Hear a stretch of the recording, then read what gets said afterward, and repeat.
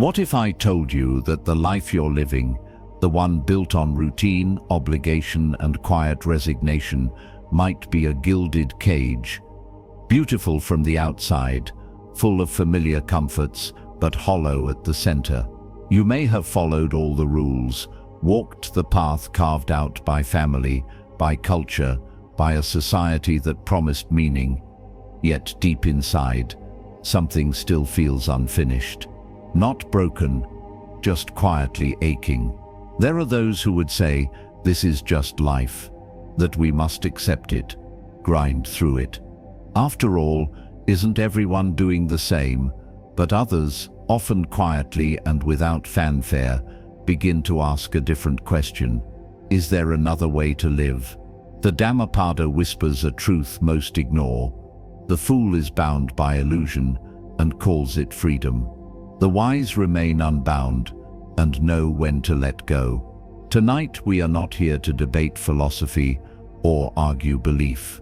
We are here to sit beside the ancient fire of Buddhist storytelling, stories that have endured for over 2,000 years because they speak to something timeless in all of us. So let us walk gently now together into the forest of the self, where each step forward is, in truth, a step home. Part 1. The invisible prison. To be chained by ideas is a worse bondage than shackles on the body. You don't always see the bars. That's the thing. If they were made of iron or steel, you might notice them. You'd protest, push against them, scream even. But the bars of the modern world are made of expectations, obligations, and quiet compromises, so subtle and familiar that you hardly recognize them at all. And so you stay inside, thinking you are free. Let me tell you a story. Long ago, in the time of the Buddha, there lived a merchant in the city of Rajagaha who owned a majestic elephant. This elephant had been his companion since childhood, strong and noble, with a spirit that once ran wild in the forests. But fearing it would run off again, the merchant tied it to a thick wooden post from the time it was young. As the years passed, the elephant grew in size and strength, but the post and the rope remained the same. Eventually, it didn't even try to pull away. One evening, a young monk from the Buddha's Sangha saw the elephant and asked, "Why does this great beast remain bound by a rope so thin it could break it with a single breath?" The merchant smiled, not unkindly. "Because," he said, "it doesn't believe it can." Now ask yourself, how many times in your life have you been like that elephant? Perhaps it was a job you stayed in long after the joy had drained from it, or a role, mother, provider, peacemaker, that you kept playing long after the stage had gone dark. You tell yourself it's too late, that you're too tired, that this is just how life works. But is it? What if it's only the rope in your mind that's keeping you there? Buddhism teaches us that suffering, or dukkha, arises not just from pain, but from clinging to illusion. The illusion of permanence, the illusion of should, the illusion that life must be lived a certain way to be worthwhile. We follow routines handed to us by culture and tradition, without pausing to ask if they serve our well-being. We confuse structure with purpose, stability with peace. And perhaps that's the most haunting part. The invisible prison doesn't just restrict your freedom, it slowly convinces you that you're already free. You wake up each morning, prepare your coffee, check your appointments, fulfill your duties, and in the brief moments of quiet, when your breath catches in your chest for no apparent reason, when your eyes water at the sound of a distant train or a bird flying west, you suppress the voice inside that whispers, "This is not it." But what if that voice is not confusion? It's wisdom knocking. The Buddha once said, "The mind is everything. What you think, you become." If your thoughts have been shaped by years of submission to a system that values productivity over presence, appearance over authenticity, motion over meaning, then your entire reality will begin to reflect that. not because it is the truth, but because it is repeated. Now, I don't mean to suggest that life can be free from all boundaries. Even the river needs banks. But there is a difference between structure and suffocation, between rhythm and repetition, between choosing your life and merely inheriting it. So here's a question I invite you to carry with you. Are you living a life that's been chosen by your soul, or one that's been chosen for you by fear, routine, or convenience? This is not an accusation, it's an opening. Because once you see the rope for what it is, just a thread of thought, you can begin to loosen it. Not all at once. Gently, like waking from a dream, like the elephant taking a step, not out of rage, but realization. And as we move forward into the next part of this journey, we begin to understand why the rope tightens with time. Because when your energy is low, when the light inside you flickers instead of burns, you stop looking for doors. You stop believing in exits.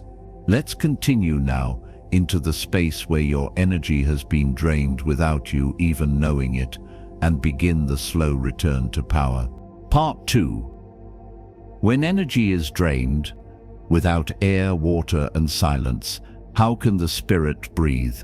Some prisons don't need walls at all. They can be made of concrete and busyness, of sirens and fluorescent lights. They can be built out of schedules so tightly wound that there's no room for a single breath of real life to enter.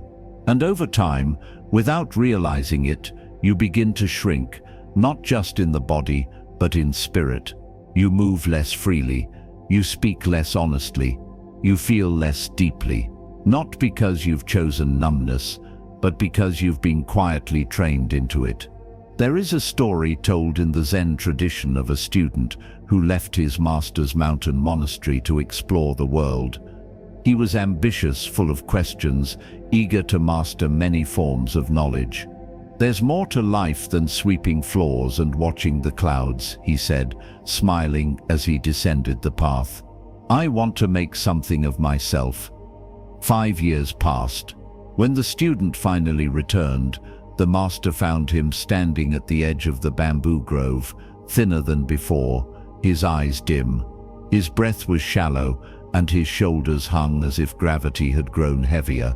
The master asked only one question: "Can you still hear the stream?" The student looked confused. "What stream?"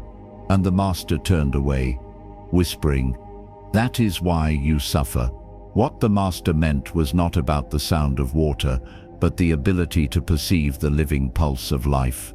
When you become disconnected from the natural rhythms of the world, from clean air, from the quiet of the morning wind, from the taste of unhurried food, you don't just lose beauty, you lose yourself.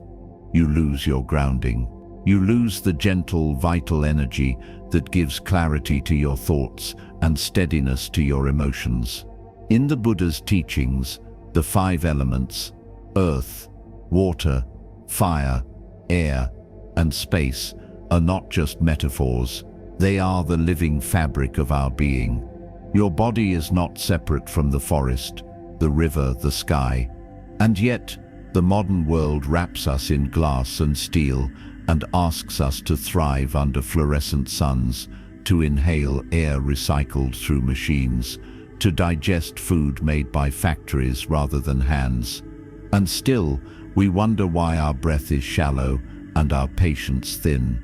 Elder friends, I ask you, when was the last time you felt deeply nourished? Not just fed, but truly replenished. Perhaps you've noticed it, a kind of fatigue that no amount of sleep erases. A dull ache behind the eyes that isn't from tears, but from too many hours staring at screens. A restlessness in the limbs, as if your body remembers something wild and free, but has forgotten how to return. This is not just aging. This is not just the way things are. This is spiritual dehydration. And here's the hard truth. A body that is chronically tired becomes a mind that is easy to control. When your energy is drained, your curiosity shrinks. Your ability to dream, to question, to push against the current, all of it wanes. Not because you lack courage, but because you no longer have the fuel to spark it. In the Buddhist path, energy virya is one of the essential qualities needed for awakening. It is not brute force or busy productivity. It is the quiet, steady fire that keeps you seeking the truth, even when the world tells you to sleep. So what does it mean to reclaim that energy? It begins, perhaps, not with grand changes, but with small acts of reconnection. A few minutes in the garden, with your shoes off. Sitting by a window and watching how the light changes on your wall. Choosing silence instead of news. Choosing slow over fast. Choosing less, so that you can feel more. And maybe it also means asking difficult questions. What in my life gives me life, and what quietly takes it away? Now, we don't always have the luxury to leave the city, but we do have the power to return to ourselves within it, to breathe deeper, to drink cleaner, to be more mindful of what we consume, not just with our mouths, but with our eyes, our ears, our time. Let this be your quiet rebellion, not to escape the world entirely, but to refuse to let it drain your light. And when you've regained even a little of that light, the world begins to look different. You start to see what's been keeping you bound all this time. Not just exhaustion, but the beliefs that shape it.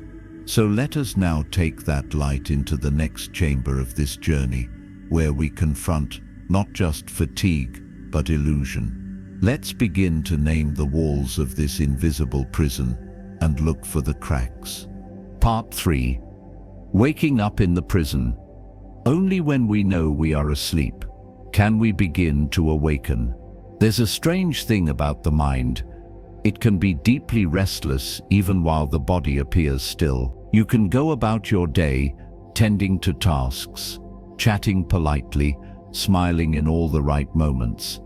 Yet underneath, there's a dull sense that something is missing, something vital, but you can't quite name it. And so you continue, following the same loop, day after day, until one moment, unexpected, quiet, and often inconvenient, you pause long enough to notice the pattern. And in that noticing, the real journey begins. There's a story in the early Buddhist texts, from the Nikayas, that speaks to this moment of awakening. A man, lost in the wilderness, follows a set of footprints he assumes belong to another traveler.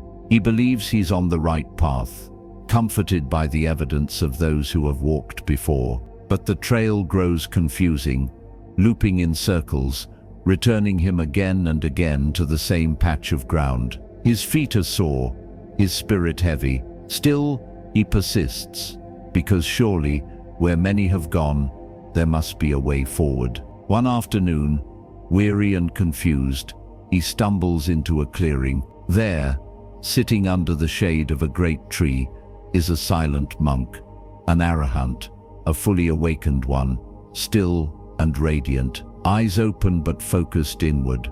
The traveler waits for advice, for instruction, but none comes. Only silence, only presence. In that moment, without a word spoken, the traveler realizes he's been walking in circles his whole life. Not because the path was wrong, but because he never questioned it. What a powerful truth. Sometimes we don't need answers.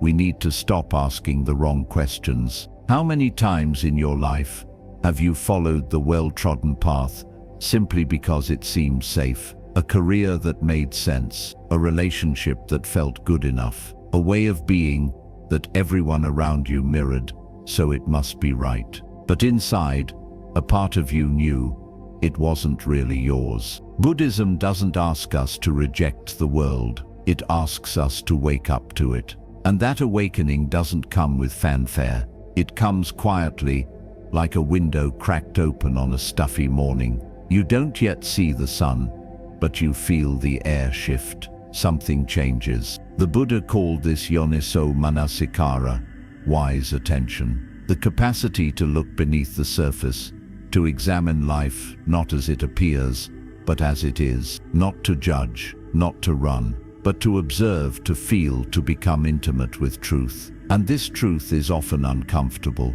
It might begin with a whisper, "Why am I doing this every day if it doesn't bring me peace?" It might rise in the form of doubt.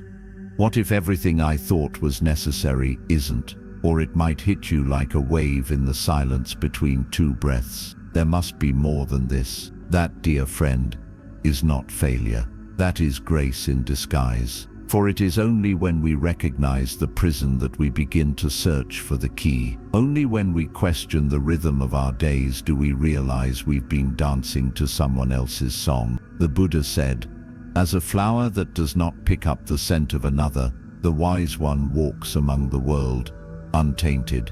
But how can we walk untainted if we've never stopped to see the mud under our own feet? So here's the invitation, not to panic, not to rip down your life brick by brick, but simply to look, to become honest, to trace the lines of your habits with a soft, compassionate gaze and ask, is this mine? Or is this what I've inherited from a world that never asked what I truly needed?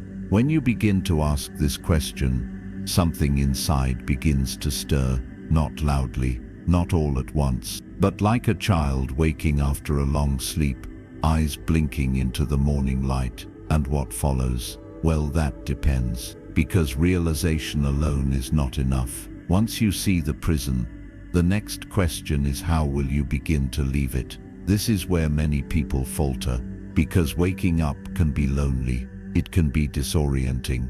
The old supports no longer hold, but the new ones aren't built yet. You are in between, and in that space, community becomes your anchor.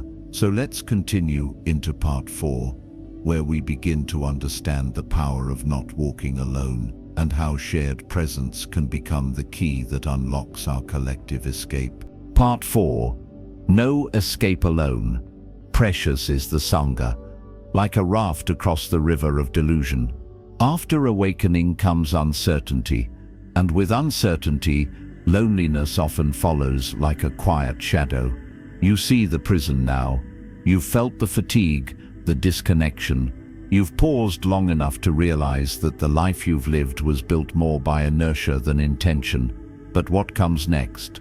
The walls are still there, even if now you can name them, and walking out alone can feel impossible. That's where the power of community, the Sangha, enters. There's an old Tibetan tale of a group of practitioners who decided to make a pilgrimage across the Himalayas in the dead of winter. They were a ragged group, old monks, young aspirants, a few householders who simply yearned to taste the silence of the high places. The journey was brutal. The winds cut like knives, the air thin as prayer flags. One night, during a blizzard, one of the elders stumbled and fell behind. Some argued to press on. After all, wasn't he the weakest? Wouldn't staying risk the lives of the many for the sake of the few? But a younger monk, new to the path, refused. "If I leave him, I leave myself behind," he said. So the group turned back. They found the elder half buried in snow, breathing but cold to the marrow.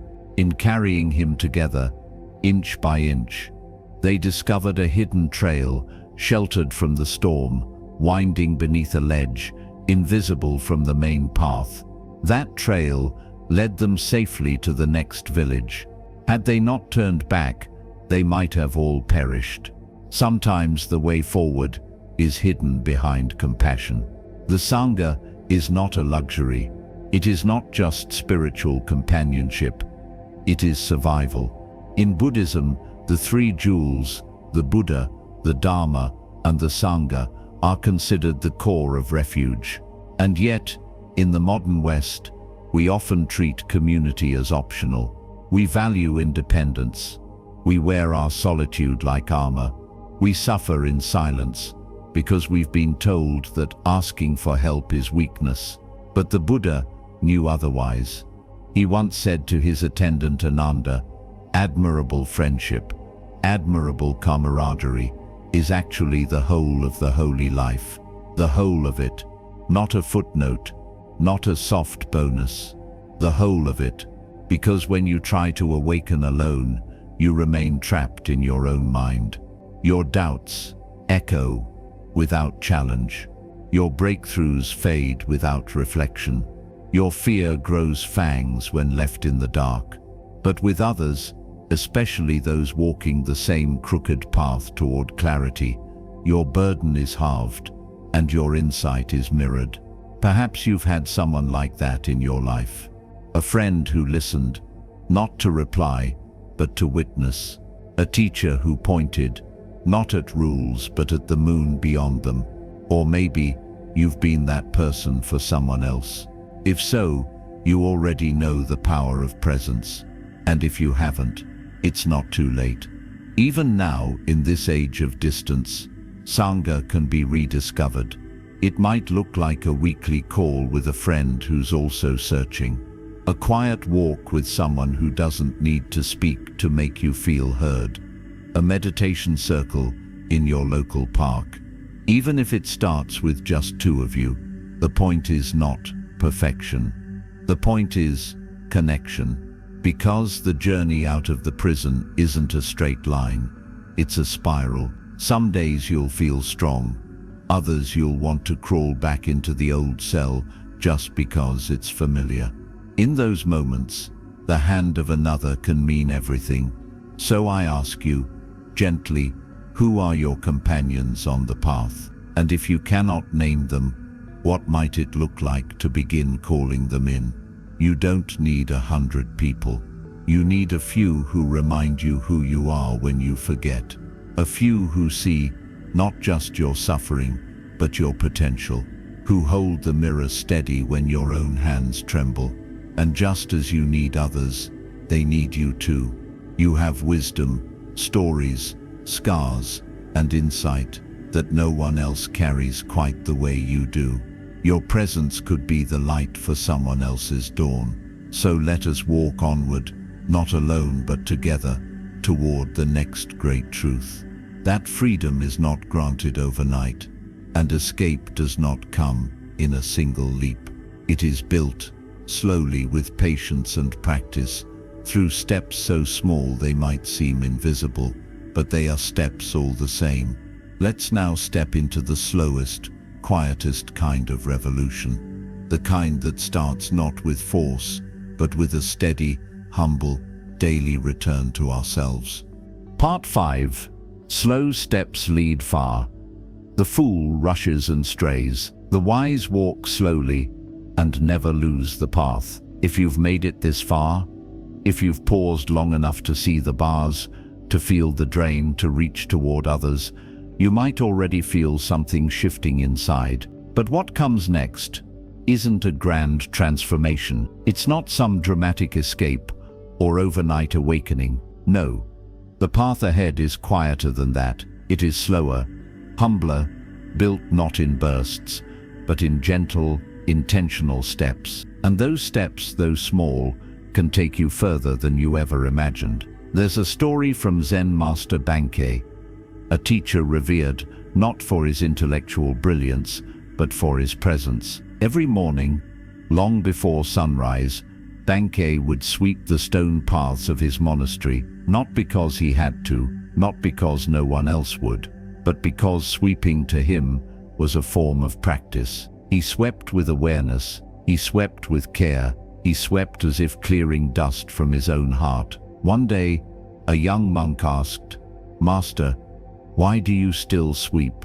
You are enlightened. Surely there are more important things to do." Bankei looked up, smiling softly, and replied, "Every sweep brings me closer to the source. Dust returns daily, so must my attention. This is the way of the path. You don't run out of the prison in a blaze of fire. You don't shatter the system in one heroic moment. Instead, you begin with a small act, rising a bit earlier, turning off the noise, taking one mindful breath, saying no to something that depletes you, saying yes to something that nourishes. And then, most importantly, you do it again and again and again, because the real prison was never just the system. It was the belief that unless you could escape perfectly, you couldn't escape at all. But here's the truth the Buddha taught again and again. The middle way is not the path of extremes. It's the path of balance, of constancy,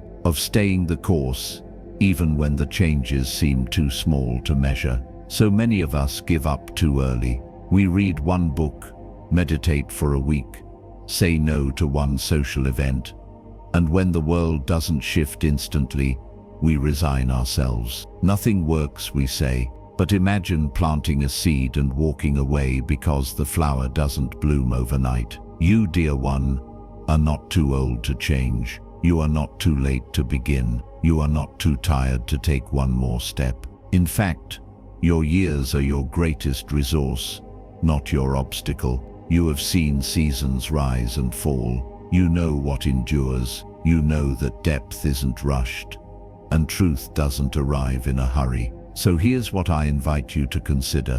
What would it look like to dedicate just 30 minutes a day to your own freedom? 30 minutes in the morning before the noise begins, or in the evening when the world slows. Not to fix yourself, but to return to yourself, to study something new, to sit with silence, to reflect, to breathe, to remember what matters. Let each small act be like Bankei's sweep of the broom. Quiet, repetitive, yet profoundly transformative. And know this, each time you return to the path, even after you've wandered, you are not starting over, you are continuing.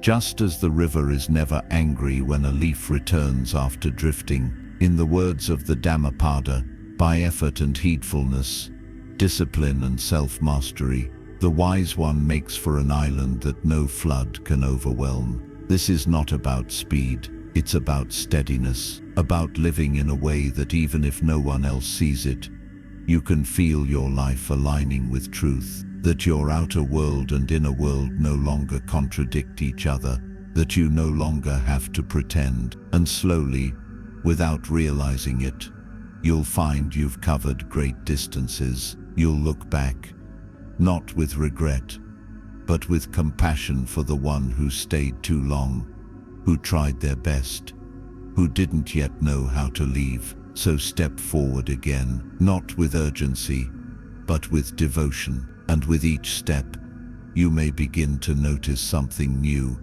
a door you never saw before, just slightly ajar. In the next part of our journey, we walk through that door, into the story of one who left it all behind, not in a blaze of certainty, but with a curious, trembling heart. Part 6.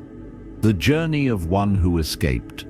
There is no fixed path, there is only the one who dares to walk. Not every escape is dramatic. Sometimes it begins with a quiet moment, a breath held a little too long, a pause between footsteps, a glance at your reflection that lingers just a bit more than usual. And in that moment, you realize the life you've built, no matter how orderly or admired, is too small for your spirit now. Something inside you has begun to stretch. There is a story told across generations in Zen and Chan traditions, the story of Bodhidharma, the bearded mystic who brought Zen from India to China. It is said that when he arrived, he was met by a curious emperor who asked, "What is the highest truth of the holy Dharma?" Bodhidharma replied, "Vast emptiness, nothing holy." The emperor, taken aback, then asked, "Who are you, standing before me?" Bodhidharma said simply, "I don't know." And with that, he left the court, crossed the Yangtze River, and disappeared into the mountains. That phrase, "I don't know," was not an evasion. It was the beginning of true knowing. Because to admit you don't know is to drop the armor of certainty, to stand naked before the unknown, and still walk forward. In your own way, you may be standing at the edge of your known world too. The map you've followed for decades no longer fits. The roles you've played, the dreams you've chased, the plans you've made, all feel like clothes you've outgrown. But what lies beyond them? Not clarity, not a 5-step plan, but something better, the space to begin again. You see, the journey of the one who escaped isn't about running away. It's about walking toward. Toward what? Exactly. That's what makes it sacred. You don't always know. I remember a man I met once in the hills of northern Thailand. He was in his 70s, an American who had left his job in New York after decades of corporate success. He told me, "I didn't even hate my life. That would have been easier. I just realized it wasn't mine." He'd sold everything, moved abroad, and now spent his days teaching English to local children, tending a small garden, and watching the sunrise with his dog. He smiled when he said, "Every day I'm still figuring it out. But for the first time, I'm not pretending to have the answers. I'm just finally listening." This is the mark of someone who has escaped.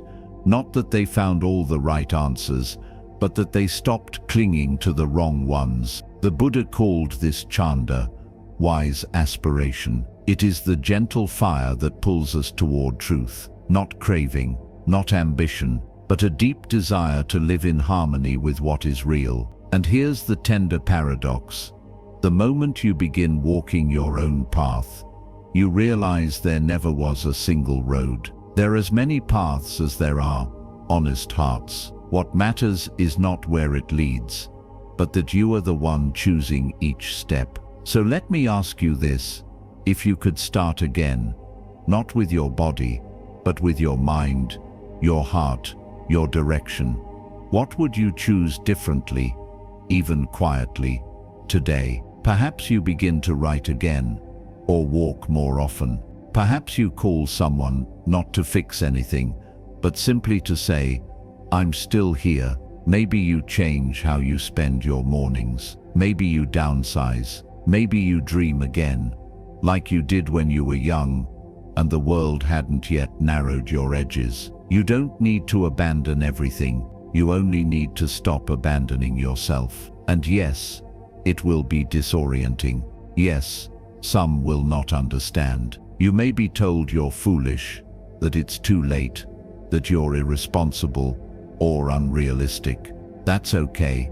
Let them say what they will, because what's truer than all of that is this: you are allowed to change your life, not because it's broken, but because you've grown. And as we continue on this journey, the question becomes not whether you'll falter, you will, but what you'll do when that moment comes, when fear returns, when exhaustion creeps in, when the old comforts call. Let's walk forward now into the realm where failure isn't the end, but part of the path, where stumbling doesn't mean defeat, but deepening. Part 7. Fall, but don't settle. Failure is just the lesson written in bold. If you've ever planted a seed, you know the first sprout doesn't come from pushing. It comes from darkness, from the silent pressure of earth, from the subtle stirring that happens long before anything appears above the surface. And yet, if the seed is rushed, forced upward before its roots are ready, it breaks, it dies before it even begins. This is how many people treat change, with urgency, with expectation, with the belief that if they falter even once, the journey must be over. But in the Buddhist path, failure is not a sign to stop.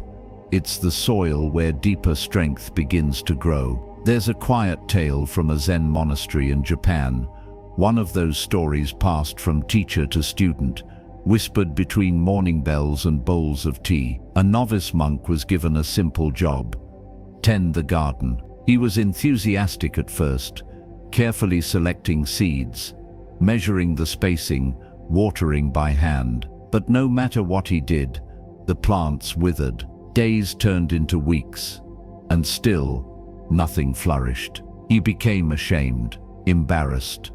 He avoided the other monks. One morning, he approached the abbot and confessed, "Master, I have failed. The garden refuses to grow. I must not have the right spirit." The abbot, old and quiet as moss, looked at him and said, "You are not tending the garden. You are tending your expectations." The monk blinked. "The garden is not yours to control. You water, you wait, you let the sun and wind do their work.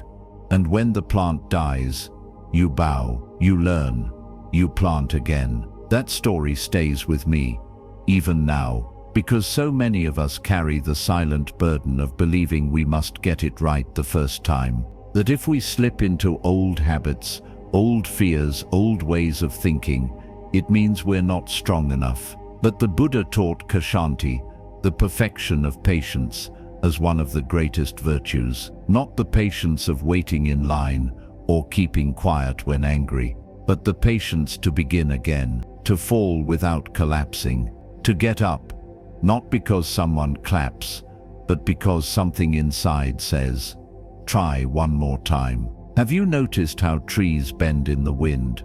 They don't resist. They sway, they yield, and because of that, they survive storms that snap rigid branches in half. You are allowed to bend. You are allowed to tire. You are allowed to have days when you do nothing more than breathe and begin again tomorrow. And when those days come, remember, discipline is not cold or punishing. True discipline is a form of love, a commitment to your own becoming, not out of force, but out of reverence for the life still blooming inside you. So ask yourself, what would it look like if I treated my failures not as evidence of inadequacy, but as invitations to deepen my care? Maybe it means stepping back instead of pushing forward. Maybe it means resting, not quitting. Maybe it means laughing at the part of you that still thinks enlightenment should be tidy and fast. The Dhammapada says, like a rock unshaken by the wind, so too is the wise person unshaken by praise or blame. The world around you will offer opinions about your pace, your choices, your worth. But that is not your measure. Your measure is how often you return, how gently you treat your own tired hands, how bravely you admit, this is hard, and I will try again anyway. You are not here to be perfect. You are here to wake up, and waking up is messy. It is a cycle of remembering and forgetting, rising and falling, building and rebuilding. But every time you rise, a little lighter, a little clearer, you lay another stone in the foundation of a life that truly belongs to you. And what kind of life is that? One you can be proud of, not because it went according to plan, but because it was lived with heart. Let's walk toward that now. In our final step, we will reflect on what it means to craft a life, not out of duty or fear, but out of quiet pride. A life that, even in its incompleteness, reflects your deepest truth. Part 8. A life worth being proud of. The one who is honest in failure walks with the Dharma. There is a moment that comes perhaps in your later years, perhaps much earlier, when you sit alone, not out of loneliness, but out of stillness. The noise fades. The striving softens. You look back at the winding road of your life, and you ask the quiet question that hums beneath all others. Have I lived well? Not have I succeeded. Not did I impress them. Not was I always right. But this was I true.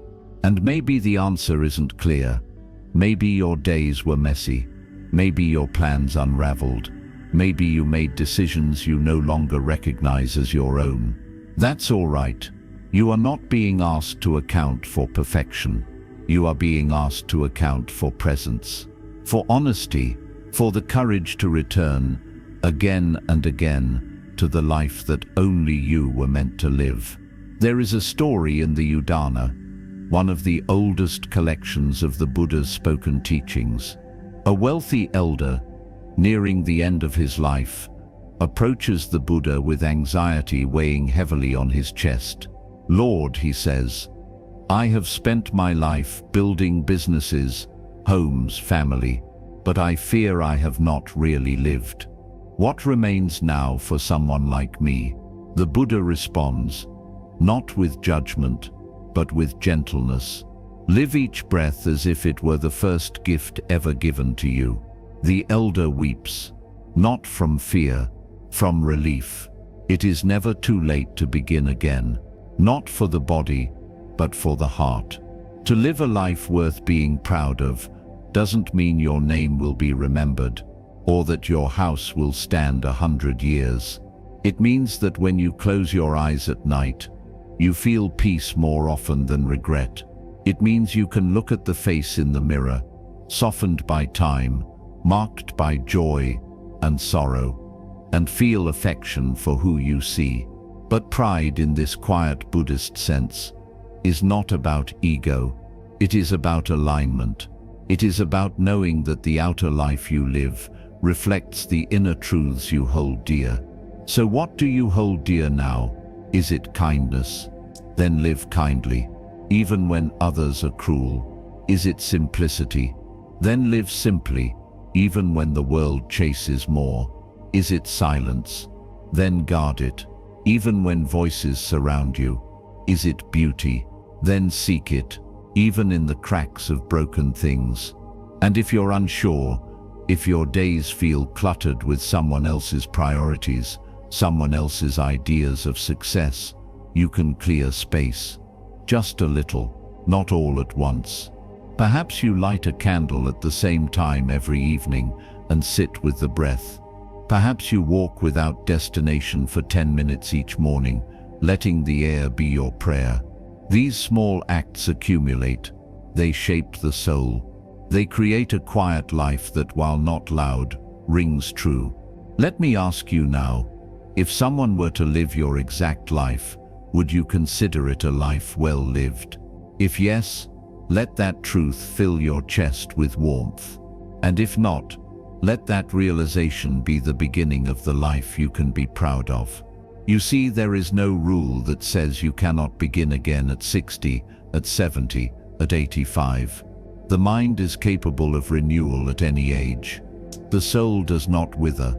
Only the stories we tell ourselves about who we are and what's possible become brittle. Break them. There is still time to walk toward the lake at sunrise, to write the letter, to apologize, to forgive, to take up painting or chanting or gardening, or simply to do nothing at all and find peace in that. There is still time to become soft again. The Buddha never promised immortality. He promised liberation. And that liberation begins not with renouncing the world, but with no longer renouncing yourself. You are here, now. That's enough. And as we close this journey, I leave you with this final thought, not as an instruction, but as an offering. May you walk gently through your days, carrying the quiet wisdom that lives within you. And if this message touched something inside, I invite you truly, from the heart, to carry it with you. Share it, sit with it. Let it work slowly, like seeds under spring soil. You don't need to know exactly where you're going. You only need to know you're finally going your own way. Conclusion: a lantern in your hands. As the light fades and the story comes to rest, I invite you to imagine this final scene: an elder, perhaps not unlike yourself, walking alone down a mossy forest path at dusk. The trees rise tall on either side, hushed and reverent, and in their hand they carry a small lantern. The flame inside it is steady, not bright, not boastful, but warm. The kind of light that calms rather than commands. This lantern was not lit in a moment. It was sparked by awareness, fed by small acts of truth, and protected by each return to the path. Every insight in this journey, each part of this quiet escape from the invisible prison, was a drop of oil in that flame. We saw how society builds its cages out of convenience and routine, and how easy it is to live an entire life without noticing the bars. We felt the drain of a life disconnected from nature, from breath, from joy. We met the fear and loneliness that awakening can bring, and then remembered the medicine of community. We honored the slow step, the repeated beginning, and the courage it takes to stand at the edge of the known and whisper, "I will go anyway." We learned that failure is not the end of the story. It is the texture of the path. And at last we asked, what would a life look like if it were truly lived with presence, pride, and peace? So now, dear listener, I ask you, where are you on this path? Are you still walking in circles, familiar but unfulfilling? Or have you begun to notice the cracks in the wall, the places where light leaks through? Have you been the elephant, the traveler, the novice monk, the elder with the lamp? Perhaps in some way, you've been all of them. And if something in today's story stirred gently inside you, if it made you pause, breathe differently, or see your life from a new angle, then maybe this isn't just a story. Maybe it's a doorway. You don't have to change everything at once. Just one small thing. Just one morning of silence. One walk without destination. One deep breath before speaking. One honest question asked in the quiet of your own heart. What kind of life do I want to walk toward now? No one can walk it for you, but each person you meet may add oil to your lamp, and as you walk, others will see your light, and perhaps find the courage to light their own. Even if you don't arrive, even if the road is longer than you imagined, let it be said that you walked. And if this message touched a quiet place within you, I invite you to continue walking with us. Subscribe to Quiet Wisdom, a channel where we don't offer answers, but offer space, where stories are not just told but shared, where the path, no matter how winding, always leads back to the heart. Until we meet again, under the soft light of another lantern, may you walk gently, may you rest deeply, and may the road rise to meet your step.